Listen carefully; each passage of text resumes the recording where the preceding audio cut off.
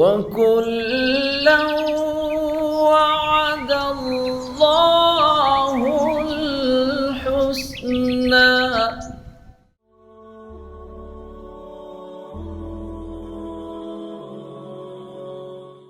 اللہ رب العزت نے فرمایا یہ دو نعمتیں ہم نے تمہیں دی. وَلَقَدْ مَكَّنَّاكُمْ فِي الْأَرْضِ الفاظ کے اوپر غور کیجیے گا. اور یقیناً مَكَّنَّاكُمْ ہم نے تمہیں تمکین دی ہے، جگہ دی ہے، قدرت دی ہے. فی الارض زمین کے اندر نمبر 1. وَجَعَلْنَا لَكُمْ فِيهَا مَعَايِشَ اور ہم نے دیے ہیں، کیے ہیں، بنائے ہیں تمہارے لیے اس کے اندر یعنی اس زمین کے اندر معايش، معیشت کے معاش کو سنبھالنے کے مختلف ذرائع ہم نے اس زمین کے اندر تمہارے لیے رکھے. رہنے کی سہولیات، زندگی کے امکانات، پھلنے پھولنے کے اسباب، تمام زمینی قوتیں وہ تمہاری خدمت میں لگی ہوئی ہیں. زمین کے مدفون خزانے اللہ رب العزت نے انسان کے دسترس میں دیے. اور اسی طرح سے مضبوط پہاڑ زمین کے اوپر گاڑے. فرمایا کہ جس وقت اللہ رب العزت نے زمین کو پیدا فرمایا تو یہ ڈاما ڈولتی، ہلتی تھی. ہیومن لائف اس کے اوپر پاسبل ہی نہیں تھی، ممکن ہی نہیں تھی. ذرا اگر ہم امیجن کریں کہ تھوڑا سا بھی زلزلہ آتا ہے تو انسان کو کوئی پناہ نہیں ملتی کہ اب میں جاؤں کہاں. اس کے ذہن میں کوشچن یہی ہوتا ہے کہ پہلے تو میں اپنے کمرے میں تھا، اپنے روم میں تھا، اپنے محل میں تھا، اب میں کدھر جاؤں. زمین کے اوپر خالی جائے گا تو ہو سکتا ہے کہ اندر چلا جائے، دھنسنے کا امکان ہے.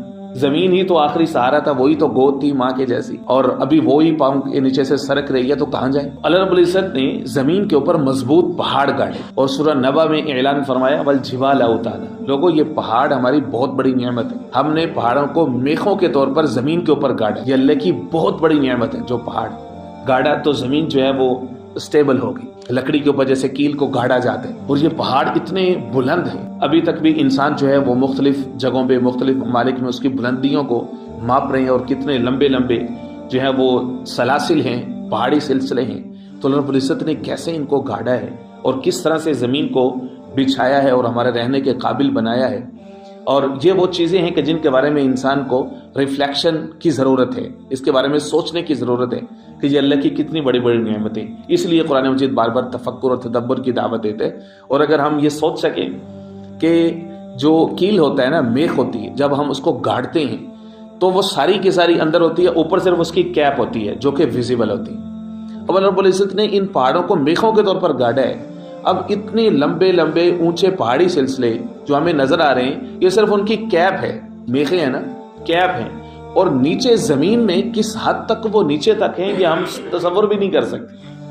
اور دنیا میں مختلف ممالک میں جہاں پر بھی جو ہے وہ زلزلے آتے ہیں یا ان کی ہسٹری اگر ہم پڑھیں تو انسان حیران رہ جاتا ہے کہ ہلکا سا بھی جب پہاڑ ہلتا ہے تو کتنے کلومیٹر تک زمین جو ہے وہ اس سے متاثر ہوتی ہے اور کتنی بڑی تباہی آتی ہے. تو یہ وہ چیزیں ہیں جن کے بارے میں قرآن مجید بار بار غور و فکر کرنے کی دعوت دیتا ہے اور کہتا ہے کہ زمین کے اوپر جو تم رہ رہے ہو نا، یہ تمہارا کوئی اس کے اندر کمال نہیں. ساری نعمتیں اللہ کی. پہاڑ گاڑے، چشمے جاری کیے، تلاش معاش کے تمہارے لیے وافر وسائل اللہ رب العزت نے جو ہے وہ مہیا فرمائی. اور اس طرح سے تمہارے لیے زمین کے اوپر تمکین آسان فرما دی.